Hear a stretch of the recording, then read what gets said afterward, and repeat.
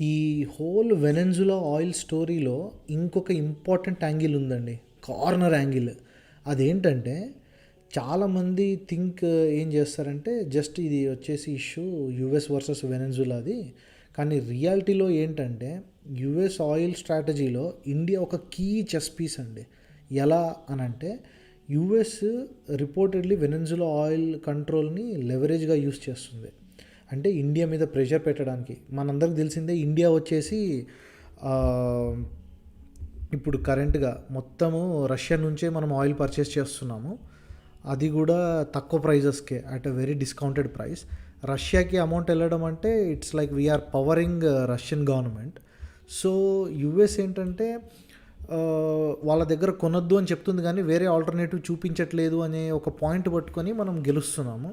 But ఇప్పుడు ఏమని చెప్తుందంటే ఇండియా మీద ప్రెషర్ పెట్టడానికి రష్యా నుండి ఆయిల్ పర్చేజెస్ రెడ్యూస్ చేయండి లేదా స్టాప్ చేయండి అని ఇండైరెక్ట్గా చెప్పేస్తుంది. And India today is one of the largest importers of oil ప్రపంచంలోనే, మన ఇండియాతో పాటు చైనా కూడా. సో రష్యా నుండి చీప్ ఆయిల్ వస్తే ఇండియన్ ఎకానమీకి మంచి రిలీఫ్, ఫ్యూయల్ ప్రైజెస్ కంట్రోల్లో ఉంటాయి. అది కాక కానీ యూఎస్కి ప్రాబ్లం ఏంటంటే ఇంతకుముందు నేను చెప్పినట్టు సేల్స్ అంటే money plus power. So US ఆ ఫ్లోని కట్ చేద్దాం అనుకుంటుంది. అందుకే స్ట్రాటజీ ఏంటంటే వెనెన్జులా ఆయిల్ని వాషింగ్టన్ కంట్రోల్ చేద్దామనే ప్లాన్లో ఇదంతా చేసింది వాళ్ళు. అంటే ఎప్పటి నుంచో వీళ్ళు ప్లాన్లో ఉన్నారు. సో ఆయిల్ వచ్చేసి వెనెన్జులాదే, కానీ కంట్రోల్ మొత్తం యూఎస్దే. ఇంకా ఇదండి మోడర్న్ జియో పాలిటిక్స్. వార్ లేదు, మిజైల్స్ లేవు, జస్ట్ ఓపెన్గా థ్రెట్ చేసేస్తున్నారు ఎకనామిక్ లెవరేజ్ పెట్టుకొని.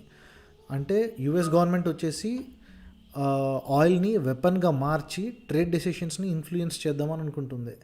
అండ్ ఇండియాకి ఛాలెంజ్ ఏంటంటే ఒక సైడ్ చీప్ ఆయిల్ కావాలి, అలాగే మనం ఎనర్జీ సెక్యూరిటీ కూడా ఇంపార్టెంటే. ఇంకో side diplomatic pressure plus global alignments కూడా. అందుకే ఇండియా వెరీ కేర్ఫుల్లీ దీన్ని బ్యాలెన్స్ చేస్తుంది. లైక్ లౌడ్గా రియాక్షన్స్ ఏమి ఇవ్వట్లేదు, ఎమోషనల్ డెసిషన్స్ తీసుకోవట్లేదు, quiet analysis, long term strategy. Because ఈ గేమ్లో రాంగ్ మూవ్ అంటే fuel prices, inflation, trade relations అన్నీ ఎఫెక్ట్ అవుతాయి. సో రిమెంబర్ వన్ థింగ్, ఇది ఆయిల్ స్టోరీ అయితే కాదు, ఇది ఒక power, pressure and positioning story. So India is playing this game very slowly, smartly and very silently. Thank you oil.